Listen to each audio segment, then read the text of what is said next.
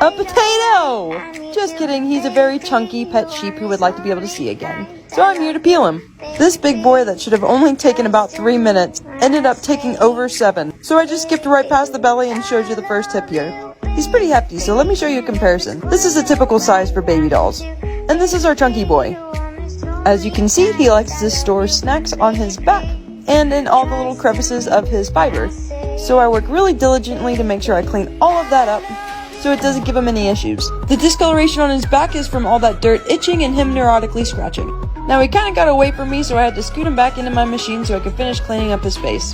I have a hard time pulling him up because that chunky neck don't bend.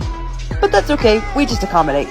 Now we're on the last side, and I can tell he really appreciates it by the way that he relaxes into me.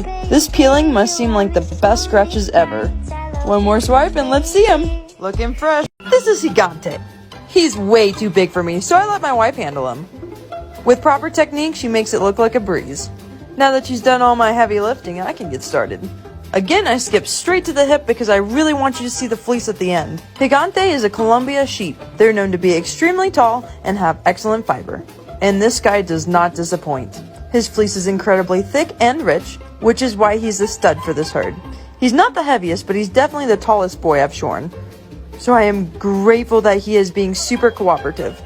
Until I get to his head, where he reminds me that if he wanted to, he could totally take me.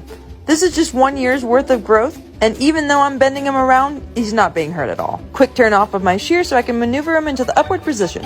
A couple wiggles to get comfy, and back to rolling the rest of it off. This guy lives on a fiber farm, so his 12-pound fleece will be sold so that someone can make yarn out of it. Now that he's all cleaned up, let's go check his fleece out. Look at that spread. Truly amazing. Thanks, buddy. Whew, this is Olivia, and she's a hot mess, so I've come to try to tame that hair. Over the last year, she worked very hard to grow this beautiful coat, which helped keep her warm for the winter. But now it's getting pretty warm, so it's time to give this Colorado girl a summer body. She has beautiful long fiber, but I tried to zoom in here and it was just too dark to show you. After I clean up her first hip and her rump, it's time to finally cut off that bougie scarf she's been toting around. Freedom! Now a classy lady like this only wears the best, so she makes sure that I know dry clean only and to treat it with extra care. Even though she's a hot mess, she's still the goodest of girls.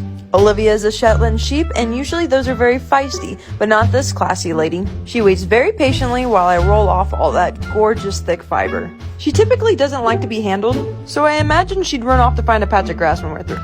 But again, she threw me for another loop. She went from classy to creepy. Well, Olivia, did I do it right?